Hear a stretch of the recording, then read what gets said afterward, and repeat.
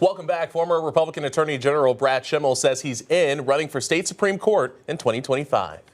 With the presidential race and the U.S. Senate race sucking up all the oxygen for a good part of next year, we can't wait till next November to start. We can't announce in the summer when no one's paying attention. We got to get out in front of it. That's why I'm starting now.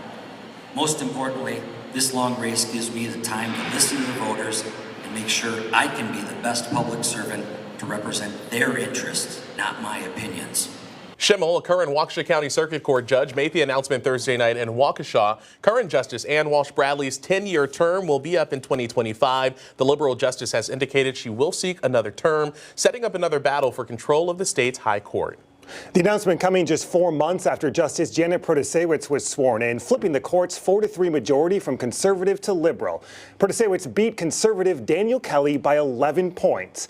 Patrick Geraci helped run the Protasiewicz campaign as the general consultant. He joins us now. Patrick, good to see you. Welcome Thanks to the show. Thanks for having me. It's great to be on. We're coming off what was the most expensive court race in U.S. history. We're now already talking 2025.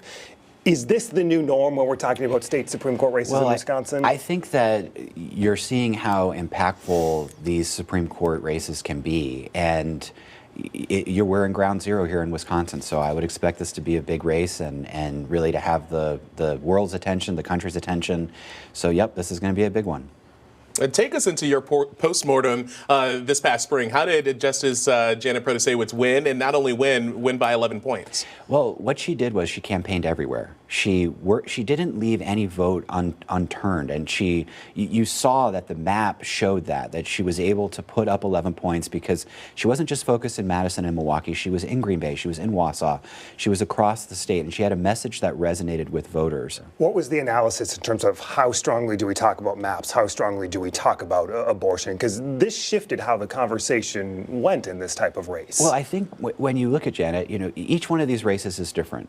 Ann Walsh Bradley, for example, will have a record of ruling on many cases that will have come before her that touch on these issues. Janet was a circuit court judge. She was a prosecutor before that. When she was asked about these hot button issues, she had to point to past rulings, not rulings that she had made, but past rulings that others had made.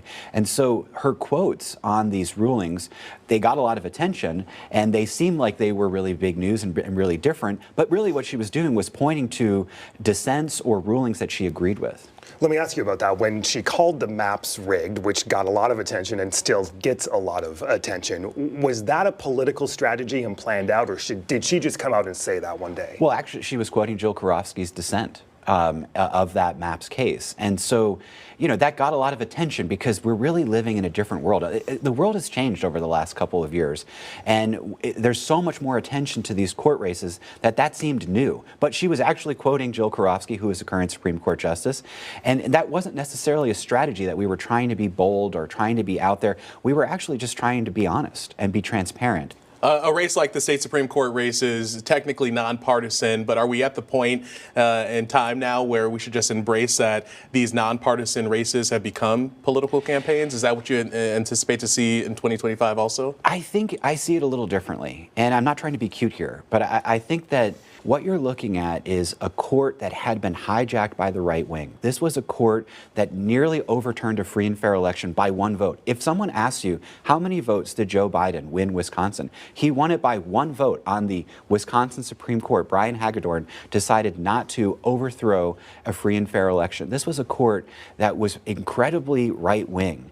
And you have people now who have come to the court, who've taken over the court, who are trying to make it more open, more transparent, more centered. Conservatives say hijacked by the left wing now. But that's just, I think you've got to be so far to the right to see a court become more moderate and think that it's left wing. Was your intent to turn this into a political campaign? Absolutely not. $10 million from Democrats in the state. I mean, it was a political campaign, right? It was a political campaign, but Ann Walsh Bradley at Janet's investiture gave these great remarks, and anyone that wants to go look at them should, about how the court had been previously perceived as this incredible bastion of intellectual capability that other courts would look at and point to and learn from. That's where we need to go. Between now and 2025, the court's likely going to rule on a number of high-profile cases, MAPS, abortion, potentially Act 10, you name it. Is 2025 going to be as or more contentious than the race we just saw? I think it could be. I'm not sure the court will take all of that on, to be honest with you. Some of that stuff has to work its way through lower courts. I think this court is not trying to legislate from the bench. I think this court is trying to be fair and impartial. And you'll truly see that in their rulings. We haven't seen what will happen on the MAPS case. We haven't seen what will happen on abortion when it gets to the court. But I think what you're going to see is a court that tries to hold the average person in Wisconsin in their minds. What is it? What does the law say? And what are we really doing here? We're really trying to meet the public where they are and represent the law.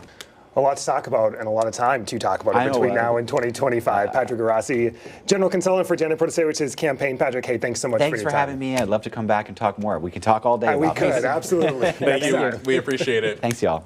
Up next, new Democratic leadership in the state Senate. Minority Leader Melissa Agard announcing her bid for Dane County Executive. So what's next? J.R. Ross with his new reporting next.